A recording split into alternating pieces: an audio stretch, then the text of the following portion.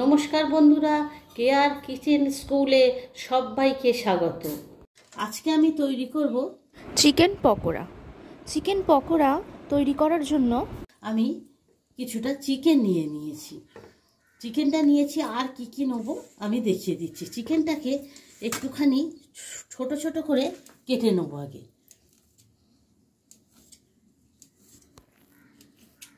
দেখতে পাচ্ছেন এইরকম ছোট ছোট করে সবগুলো কেটে নেব। চিকেন আমি ছোট ছোট করে কেটে নিয়ে গ্রাইন্ডারে দিয়ে পেস্ট করে নেব। এবারে গ্রাইন্ডারে চিকেনটা আমি দিয়ে দিলাম। আমি এই 1 চামচের মতো শুকনো লঙ্কা দিয়ে দিলাম। যে যেরকম ঝাল খাবেন সেরকম দেবেন।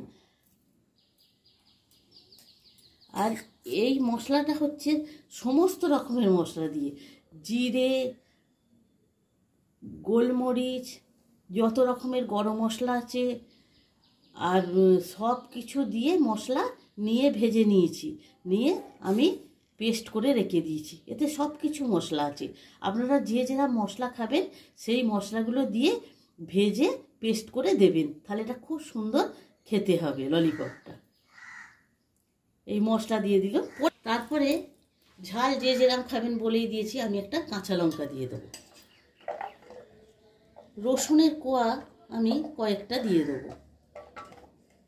রসুন কয়েকটা দিয়ে দিলাম, আদা কয়েকটা দিয়ে দিয়েছি। এবার পেঁয়াজও কিছুটা দিয়ে দেবো। গাজর আমি ছোট ছোট করে কুচি করে কেটে দিয়ে দিলাম।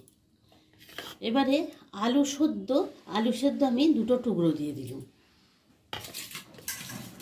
সঙ্গে একটু কারি পাতা দিয়ে দিলাম। আপনারা ধনে পাতাও দিতে পারেন। আমি 2টো কারি পাতা দিয়েছি বলে আর ধনে পাতা দেবো না। আর দিলাম একটু হলুদ গুঁড়ো, সামান্য একটু হলুদ গুঁড়ো দিলাম। লেবুর রস দিচ্ছি।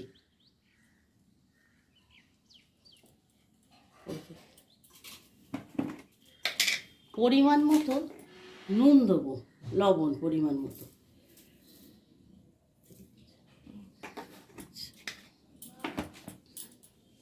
অল্প পরিমাণ একটু চিনি দেবো। টেস্টটা সুন্দর আসার জন্য একটুখানি চিনি দিতে হয়। আর আমি এর সঙ্গে একটা ডিম ফাটিয়ে দিয়ে দেবো।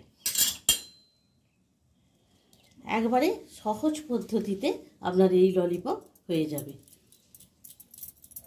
দিয়ে এইবারে আমি এটা পেস্ট করে নিয়ে ফিরে আসছি।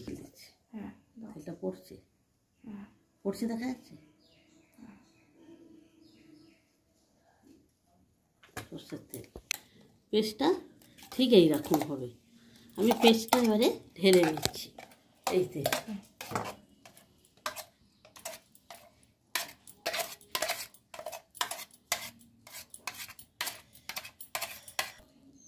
এইবার আমি এতে পরিমাণ মতো একটু কর্নফ্লাওয়ার দিয়ে দেবো। যে যেরাম করবেন সেই রাম কর্নফ্লাওয়ার দেবেন। আমি একটু কর্নফ্লাওয়ার দিয়ে এটা একেবারে মেখে নেব। পেস্টটা এইরকম হয়েছে। আর চিকেনগুলো এইরকম সাইজের কাটতে হবে। হ্যাঁ, এইরকম সাইজের চিকেন পকোড়া। এইগুলো চিকেনগুলো আমি কেটে সব এতে পেস্টটাতে দিয়ে দিচ্ছি, সব চিকেনগুলো। এইবারে এরকম ছোট ছোট করে দেখতে পাচ্ছেন, এরকম ছোট্ট ছোট্ট করে পেঁয়াজ কিছুটা কেটে নিতে হবে।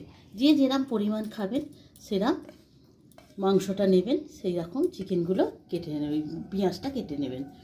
নিয়ে আমাদের এতে আমার একেবারে নুন, কারি পাতা সবই তো দেওয়া আছে, তেল সবই দেওয়া আছে। এইভাবে এটা আগে কোনগুলো থেকে ব্যাটারটা আমি এইভাবে মিশিয়ে নেব। এইভাবে যদি আপনারা চিকেন পকোড়া করেন, খেতে কিন্তু ভীষণই ভালো হবে। একবার করে খেয়ে দেখবেন, দেখে আমাকে সাবস্ক্রাইব করবেন, কমেন্ট করবেন, শেয়ার করবেন, লাইক করবেন। সামান্য পরিমাণ আমি একটু কাসুন্দি দেবো। এই যদি একটু সামান্য পরিমাণ কাসুন্দি দেন, তাহলে কিন্তু খেতে ভীষণই সুন্দর হবে। এটা একটা এই সামান্য পরিমাণ কাসুন্দি দিল, পরিমাণ সস দেবেন, দেখেছেন সসটা দেবেন, দিয়ে এটা মাখিয়ে নিচ্ছি। নিয়ে যদি এইভাবে করেন খেতে ভালো হবে। এটা কিন্তু সম্পূর্ণ বোনলেস চিকেন। এরম বোনলেস চিকেন নিয়ে এই দেখেছেন মাখছি, একটুখানি ধৈর্য ধরে মেখে নিতে হবে। মেখে নিলে তাহলে ভীষণই আরও খেতে ভালো হবে।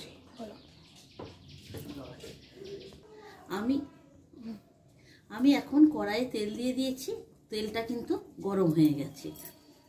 আমি এইভাবে মশলা সমেত, এই যে মশলাটা আছে দেখতে পাচ্ছেন, মশলা সমেত এইভাবে এক একটা করে এর মাংসর পিস নিয়ে ছেড়ে দেব।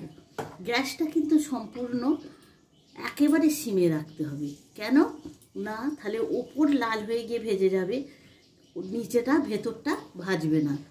কারণ যদি সেই জন্য এটা বলতে হবে, সেই জন্য আমাদের কিন্তু গ্যাসটা একেবারে কমে দিয়ে রাখতে হবে।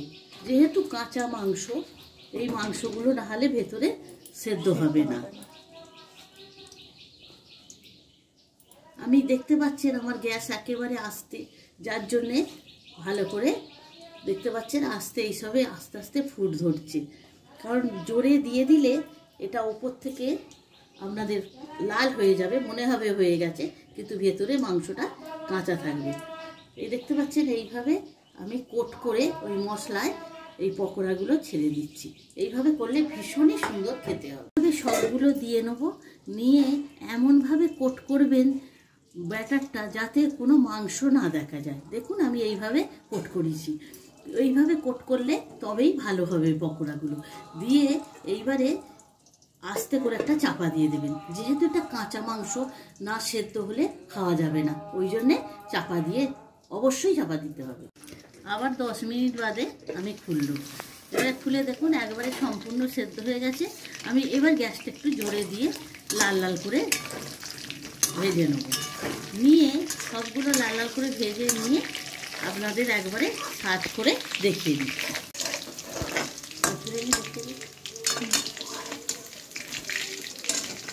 এরকম ধরে একটু তুলে,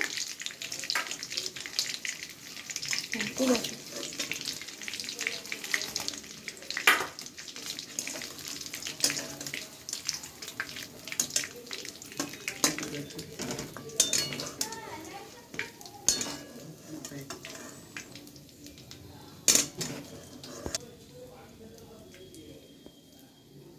ঠিক আছে।